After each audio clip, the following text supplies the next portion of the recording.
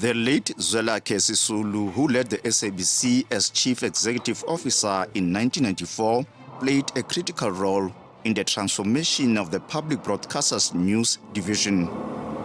He was credited with, amongst others, ensuring that the news division was shielded from government interference. So, I mean, this whole restructuring, this new ethos, as I said, really is to make the public broadcaster more efficient. And I believe, ultimately, by making the SABC and its administration more efficient, I think that is going to impact as well on the programming.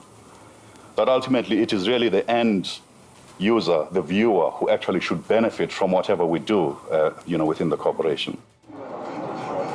Former SABC Board Chairperson Dr. Vincent Mapai recalls the challenges he faced when he was approached to lead the SABC Transformation Initiative shortly after the watershed post-apartheid elections in 1994.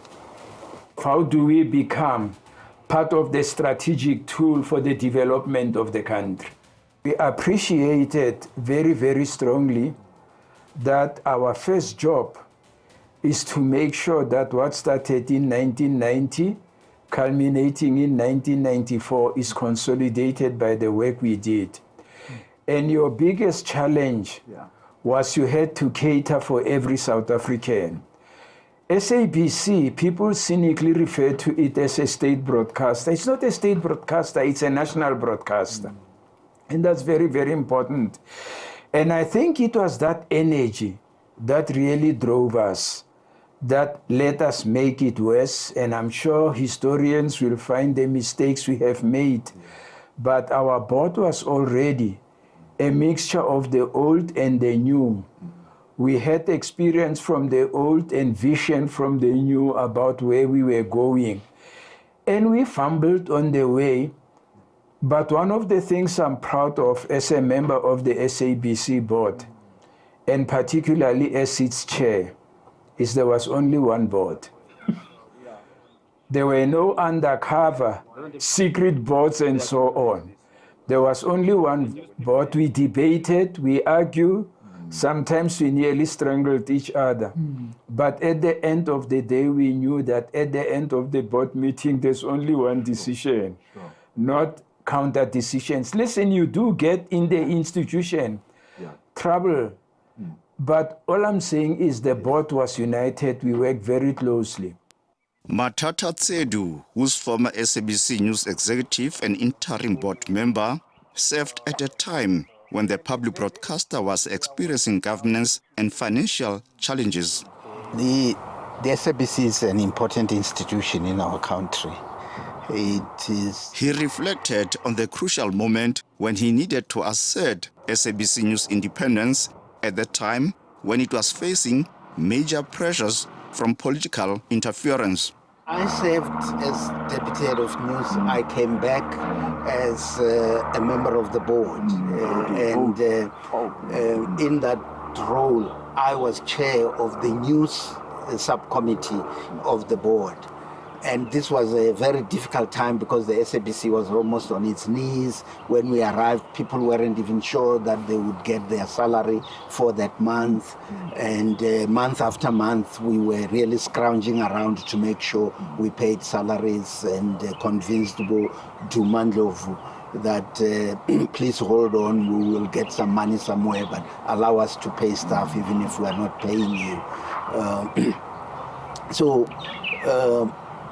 In that role, I interacted a lot with news now as board because we were trying to reshape the news that had been corrupted by the leadership that had been running the SABC just prior to the interim board coming in.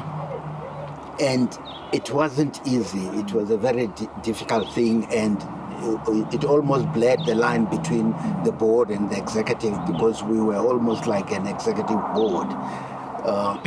But it's important to keep the lines separate. The board must stand there, the executive must be here, and even within the executive, those who run news need to be insulated from the economic pressures and be allowed to just do the journalistic work that they are hired to do, because it is that integrity of the news that carries the flag of the SABC. The current funding of the SABC is unsustainable. The current SABC board has reaffirmed their commitment to ensure that the SABC News delivers on its public mandate without any undue influence.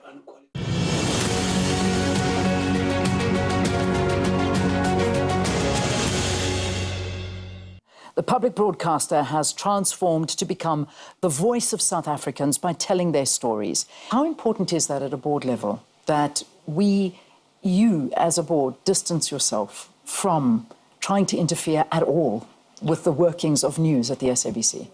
No, that is very important for us, because for anybody out there to be able to trust and believe in whatever comes out of our newsroom, whether it's through a news bulletin or through a current affairs program, they need to trust that that product is produced independently. It's not influenced by anyone.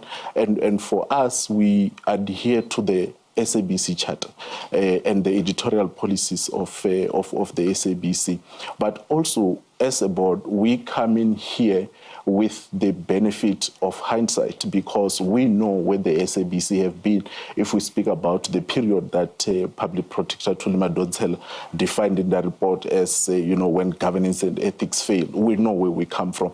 And I was very happy sometime last year to read that the SABC News is the most trusted brand in the country, which means that South Africans are saying, if it's not an SABC News, it's probably not true. So we have to protect that. And one of the ways to do that is to make sure that we protect and defend the editorial independence of the newsroom. Tshepo Ikaneng, SABC News in Johannesburg.